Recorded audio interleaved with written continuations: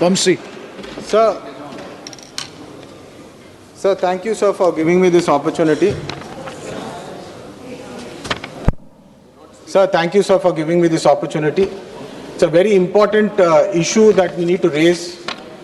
Sir, 1969 kelli edaithe Telangana agitation nadichindo appudu Kaka Venkateswamy garu kuda bullet gayaలను కూడా లెక్క చేయకుండా అనేక మంది తెలంగాణ కోసం కొట్లాడతామని చెప్పి తెలంగాణ నీళ్లు నిధులు నియామకాలు ఏదైతే మాకు అన్యాయం జరుగుతుందని ఏదైతే విషయం ఉండేనో సార్ దాని మీద కంకణం కట్టుకొని తెలంగాణ యువతకు న్యాయం చేయాలని చెప్పి ఏదైతే తెలంగాణ కోసం కొట్లాడినామో సార్ ఈ రోజుటి వరకు ఏదైతే రీఆర్గనైజేషన్ యాక్ట్లా మాకు ఏదైతే ప్రామిసులు చేసినారో దాని మీద అన్యాయం జరుగుతూనే ఉన్నదని చెప్పి ఈరోజు నేను చెప్పదలుచుకుంటున్నా సార్.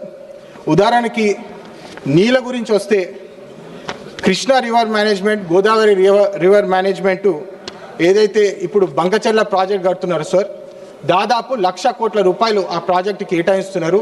ఆ ప్రాజెక్ట్ కానీ వస్తే దాదాపు 200 TMCs తెలంగాణకి హక్కు ప్రకారం ఏదైతే నీళ్లు రావాల్సిందో అది డైవర్ట్ అయిపోతుంది సార్. నార్త్ తెలంగాణ ప్రాంతం, నేను ఎక్కడికి వస్తానో పెద్దపల్లి నార్త్ తెలంగాణ ఏరియా మొత్తము డ్రౌట్ ప్రోన్ అవుతుంది సార్.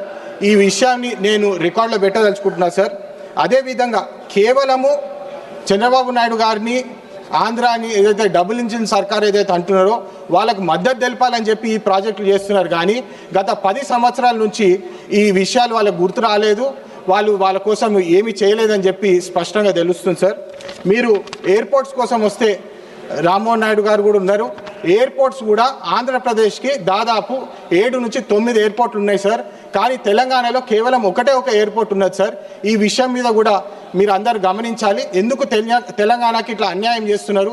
మా పెద్దపల్లి కూడా ఎయిర్పోర్ట్ అడిగినాం సార్, దాన్ని కూడా ఇప్పటివరకు ముందుకు సాగలేదని చెప్పి తెలియజేస్తున్నాం సార్. మరొక ముఖ్యమైన విషయము రైల్వేస్ పాయింట్ ఆఫ్ వ్యూ కూడా sir, thousands of crores railways point of view ఆంధ్రప్రదేశ్కి కేటాయిస్తున్నారు సార్. కానీ మా తెలంగాణకి కేవలం 100 కోట్ల ప్రాజెక్టులు, చిన్న ప్రాజెక్టులు ఇస్తున్నారు సార్.